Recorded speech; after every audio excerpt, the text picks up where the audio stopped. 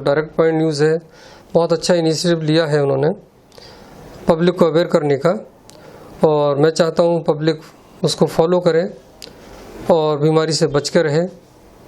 मेरा यही दुआ है।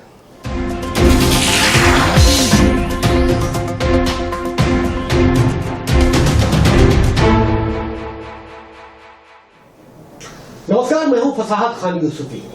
मैं हूं अब्दुल्ला फारूक और आप देख रहे हैं डायरेक्ट पॉइंट न्यूज। आज हमारे साथ मुरादाबाद के जाने माने डॉक्टर सीपी सिंह साहब मौजूद हैं।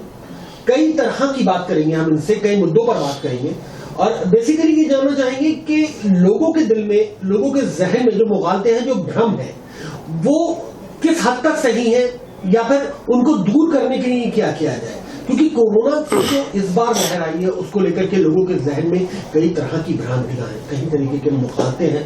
लोग सोच नहीं पा रहे, समझ नहीं पा रहे और तब तक बीमार होकर कुछ अनहोनी हो रही है। तो हमारे साथ डॉक्टर सीपी सिंह भी मौजूद है।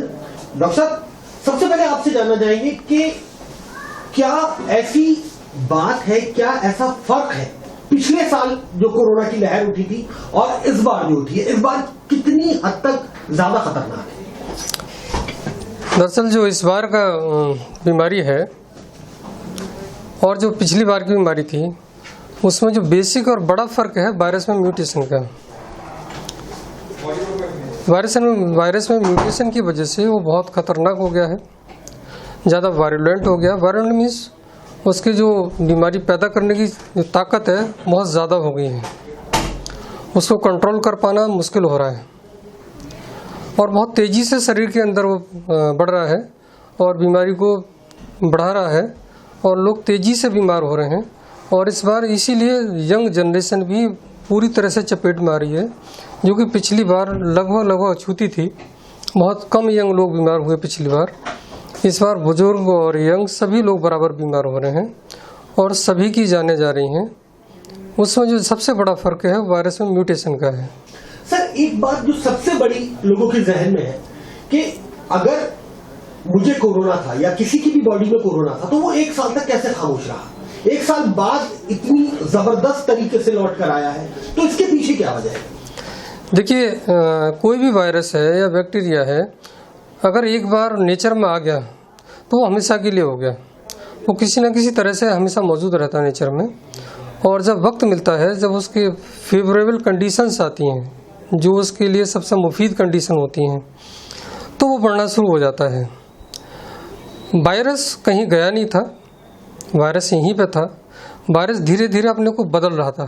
सर, एक साल के दौरान जो ये शांत रहा, तो पूछना ये है कि क्या वजह रही कि मतलब एकदम पहले पेशेंट्स नहीं थे, अब इधर आके डेथ रेशो बढ़ गया है? क्या मौसम का, क्लाइमेट का कोई फर्क है इसमें? सर, क्लाइमेट भी कुछ? क्लाइमेट हमेशा एक रोल प्ले करता है। जितनी खासतौर से वायरल डिजीज होती हैं, जो उसके लिए फेवरेबल टाइम होता है वो होता है जब ना बहुत ज़्यादा गर्मी होती है ना बहुत ज़्यादा सर्दी होती है। जैसे बसंत का टाइम था, मार्च का टाइम था। लास्ट ईयर भी आपने देखा होगा, फरवरी मार्च में बढ़ना शुरू हुआ और बढ़ता गया अक्टूबर नवंबर तक जाके वो ख़त्म हुआ। एक बार बढ़ता है तो उसको कम आने में हमेशा वक्त लगता है। वो बढ़ता है, लोगों को इन्फेक्ट करता है, नए नए लोगों को पकड़ता है, पिछले ठीक होते जाते हैं, नए आते जाते हैं चपेट में। सर, जो लोग पहले जिनको कोरोना हुआ, अब पोस्ट कोविड जो पेशेंट्स है, तो क्या वो भी हमारे लिए चुनौती है? बिल्कुल चुनौती है।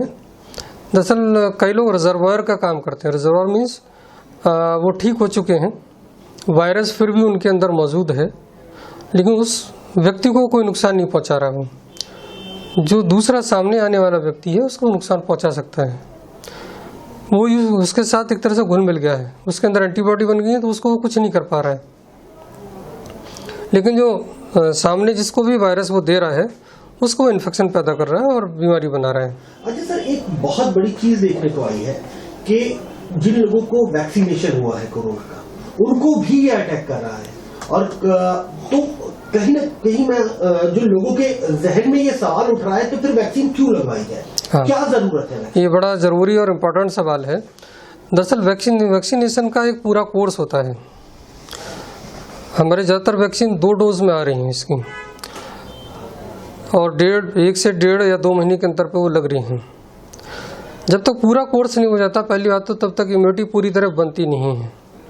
अगर इस दरमियान जैसे पहली डोज लगने के बाद उसको इन्फेक्शन हो गया तो पूरी तरह से बीमारी पैदा कर सकता है वायरस, पहली बात। दूसरी बात, कोई भी वैक्सीन 100% इफेक्टिव नहीं है। कोई क्लेम कर रहा है भाई 70% इफेक्टिव है, कोई क्लेम कर रहा है 80% इफेक्टिव है, कोई 90%।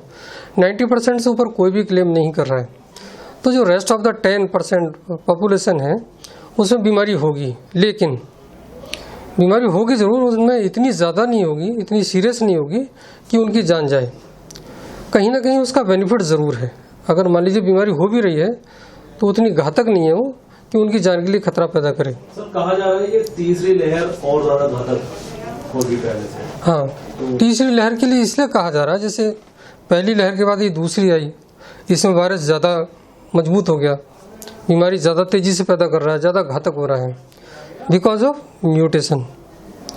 म्यूटेशन का मतलब होता है कि कोई भी वायरस या बैक्टीरिया अपने आप को, अपने को बचाने के लिए अपने अंदर चेंज करता है। जैसे गिरगिट रंग बदलता है अपने को बचाने के लिए, सेम। सर पिछली बार के मुकाबले इस बार सिम्टम्स भी चेंज है, तो ये उसी की वजह है कि यस, ये म्यूटेशन की वजह से है। सर एक सवाल और है कि हमने टेस्ट कराया आरटीपीसीआर, पॉजिटिव आया तो ऑब्वियसली ऑक्सीजन की जरूरत पड़ेगी, लेकिन काफी जगह ऐसा हो रहा है कि निगेटिव है उसके बाद भी उसका ऑक्सीजन लेवल गिर रहा है, यस, डेथ हो रही है। ये भी एक बड़ा इंपॉर्टेंट सवाल है।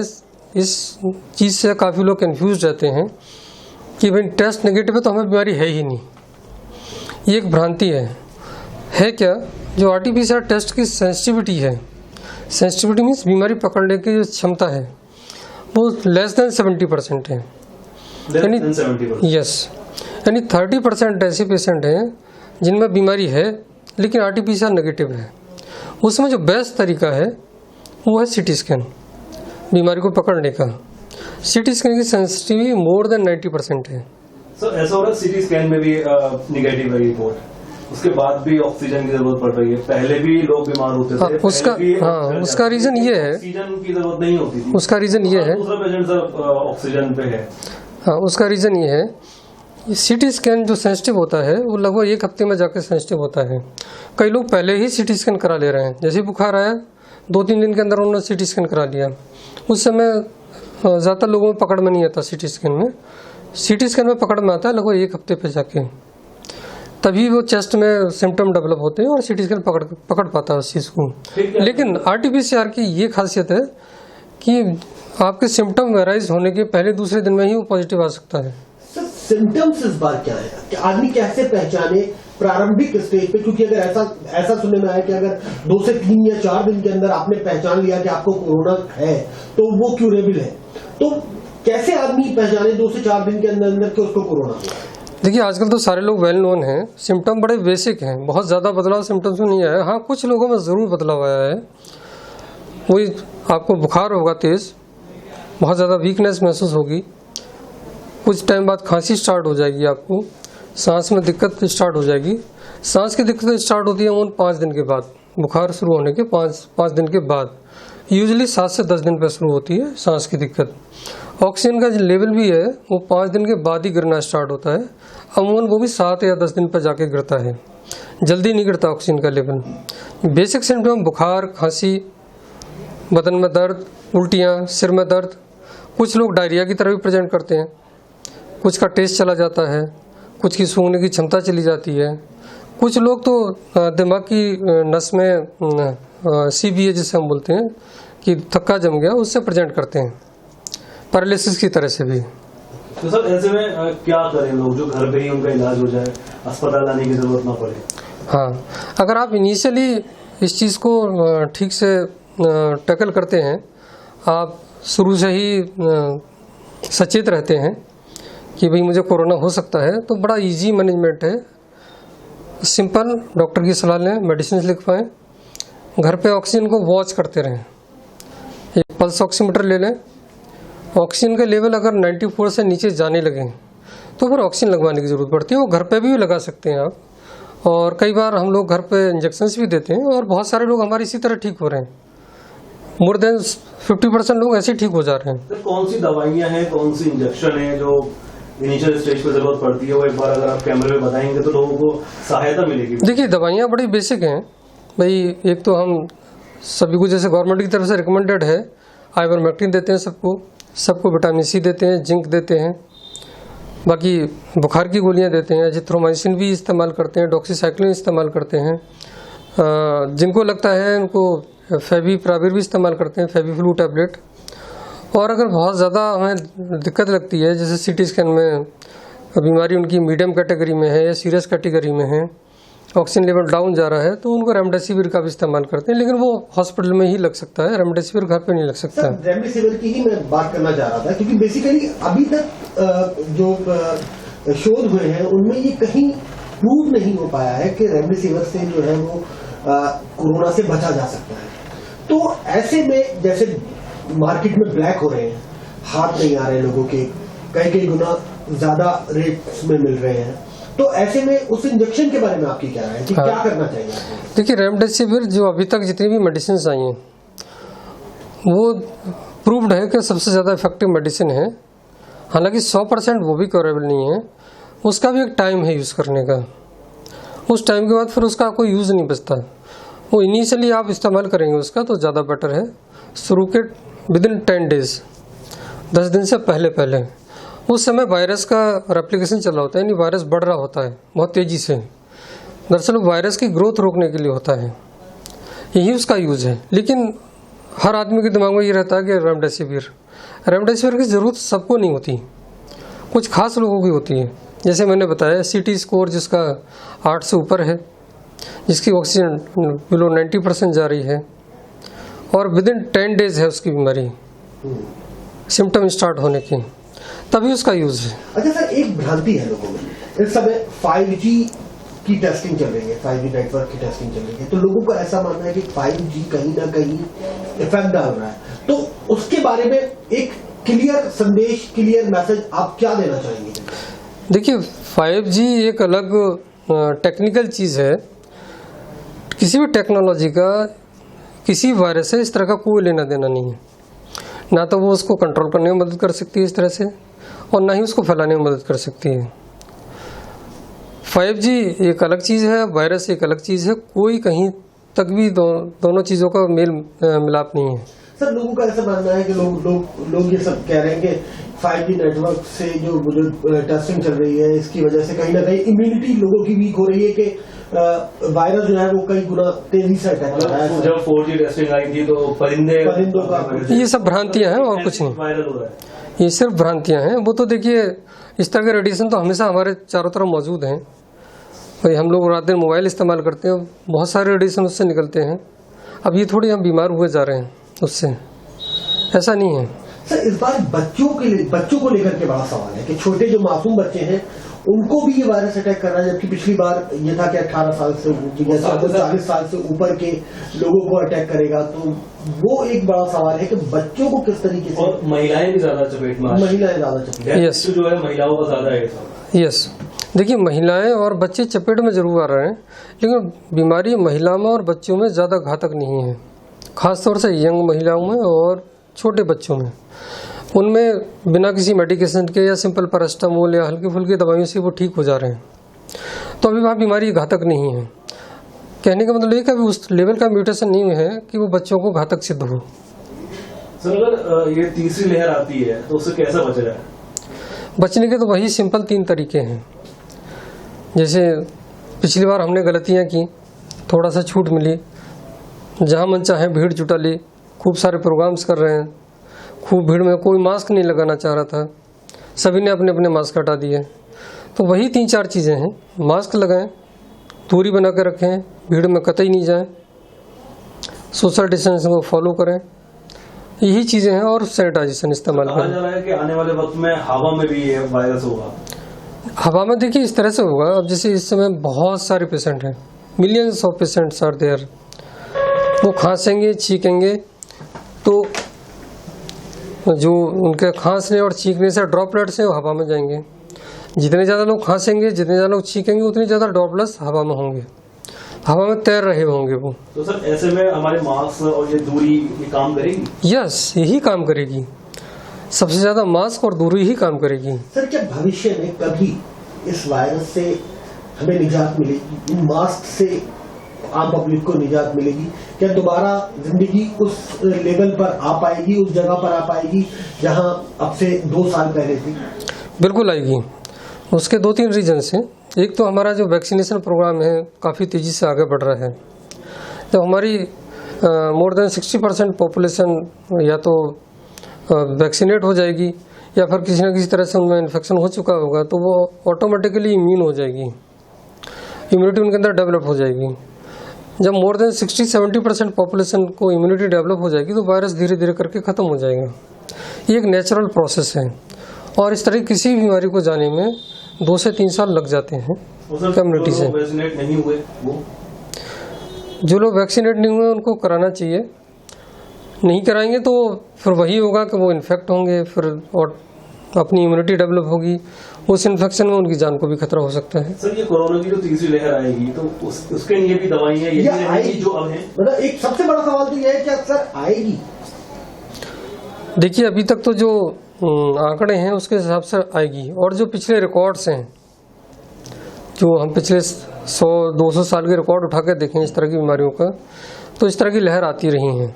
जैसे स्पेनिश फ्लू हुआ था 1920 के आसपास, वो 2 साल रहा, उसमें दूसरी भी लहर आई, तीसरी भी लहर आई और बहुत सारे लोगों को वो निकल के चली गई। तो इस तरह की जो इन्फेक्शन वाली बीमारियां होती हैं, खासतौर से वायरल डिजीज, तो उनमें ये आती ज़रूर है वेव्स। कब तक आने के संकेत हैं, कितना वक्त लगेगा? मेरे ख्याल से जो नेक्स्ट वेव आएगी वो विदिन 6 मंथ आ जानी चाहिए। अच्छा सर, एक आपकी तरफ से क्या केयर करनी चाहिए लोगों को? क्या आपकी राय क्या है कि किस तरीके से लोगों को केयर करनी चाहिए कि वो तीसरी वेव से बचे? और दूसरी चीज, एक बड़ा सवाल लोगों के जहन में ये है कि अगर एक बार किसी बंदे को कोरोना हो गया तो उसे दोबारा कभी कोरोना नहीं होगा। ये क्लियर जनता से आपके द्वारा हम करवाना चाहते हैं कि लोगों के जहन में ये उछालता है, ये भ्रांति है कि एक बार अगर कोरोना हो गया तो वो ना उनको मास्क की जरूरत है, ना सैनिटाइजेशन की जरूरत है, ना सोशल डिस्टेंसिंग की जरूरत है। तो वो जरा क्लियर है। देखिए, ये बात बिल्कुल सही नहीं है। अभी हालांकि इस पर स्टडीज चल रही हैं, स्टडीज इस बात को लेकर चल रही हैं कि कोई आदमी इन्फेक्ट हुआ या किसी ने वैक्सीन ली तो इसकी एंटीबॉडी बॉडी में कब तक रह सकती हैं। ये टोटली डिपेंड करता है एंटीबॉडीज़ के ऊपर। जब तक एंटीबॉडी बॉडी में मौजूद है तब तक उसको इन्फेक्शन नहीं होगा तो माइल्ड होगा और वो होकर चला जाएगा, ना उसको भर्ती की ज़रूरत पड़ेगी, ना बहुत ज़्यादा दवाई की ज़रूरत पड़ेगी। तो ये डिपेंड करता है टोटली एंटीबॉडीज़ के ऊपर। सर एक पॉजिटिव मैसेज हमारी जनता को आपके जरिए हम देना चाहते हैं। लोग जो आंकड़े दिखा रहे हैं वो ये आंकड़े दिखा रहे हैं कि रोज इतने लोग मर रहे हैं या इतने लोगों को ऑक्सीजन नहीं मिल पा रही है। इसमें सही होने का जो रेशियो है, जो बंदे जिनको कोरोना हो रहा है जो सही होके जा रहे हैं, वो रेशियो का ज्यादा है। तो उसके बारे में एक पॉजिटिव मैसेज भी मैं चाहता हूं कि जनता तक पहुंचे कि भले ही लोग मर रहे हैं लेकिन सही होने वालों की तादाद मरने वालों से कहीं गुना ज्यादा है। यस, मोर देन 95% लोग बिल्कुल पूरी तरह से ठीक होकर अपने घर जा रहे हैं। दरअसल इन्फेक्शन का रेट इस समय बहुत ज़्यादा है। इन्फेक्शन का रेट हम देखें, कई सारे लोग तो टेस्ट ही नहीं करा रहे हैं, तो वो रिकॉर्ड में ही नहीं आ रहे हैं। इन्फेक्शन का रेट ज़्यादा होने से डेथ ज़्यादा नज़र आ रही है, अस्पतालों में भीड़ ज़्यादा लग रही है। भाई आपकी लिमिटेड इन्फेक्शन है तो लिमिटेड मरीज़ हैं, और बहुत ज़्यादा इन्फेक्शन है तो वो 5% ही बढ़ के बहुत ज़्यादा हो जाता है। तो इसमें कोई ज़्यादा डरने की बात नहीं है। 95% को ठीक होना ही होना है। जो भी प्रॉब्लम आनी है 2 से 5% लोगों में ही आनी है। जान जानी है मुश्किल से 2 से 3% लोगों की ही जानी है, उससे ज़्यादा लोगों की जान नहीं जानी है। सर, इम्यूनिटी स्ट्रॉन्ग करने के लिए क्या करें? इम्यूनिटी स्ट्रॉन्ग करने के लिए हमारे इंडिया में बहुत सारे तरीके हैं। इंडिया इस मामले में बहुत आगे है। सबसे पहले तो आप अपने खाने पीने का ध्यान रखें, अच्छी डाइट लें, फ्रेश फ्रूट्स लें, वेजिटेबल्स लें, जूसेस लें, तला भुना ना खाएं, फ्राइड फूड ना खाएं, बाहर का फूड ना खाएं, योगा करें, एक्सरसाइज करें, बहुत ज़्यादा मात्रा में लिक्विड लें, पानी लें, जूस लें, दूध लें, चाय लें, कुछ भी लें, तो ये नेचुरल तरीके हैं जिनसे आप इम्यूनिटी को बूस्ट कर सकते हैं और बीमारी से बचे रह सकते हैं। हमारे व्यूवर्स को डायरेक्ट पॉइंट की जो व्यूवर्स हैं उनको कुछ संदेश कुछ देना चाहेंगे डॉक्टर सीपी सिंह की तरफ से कोई संदेश?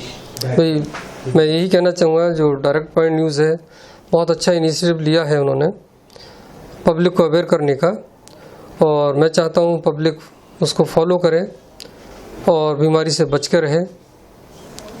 मेरा यही दुआ है।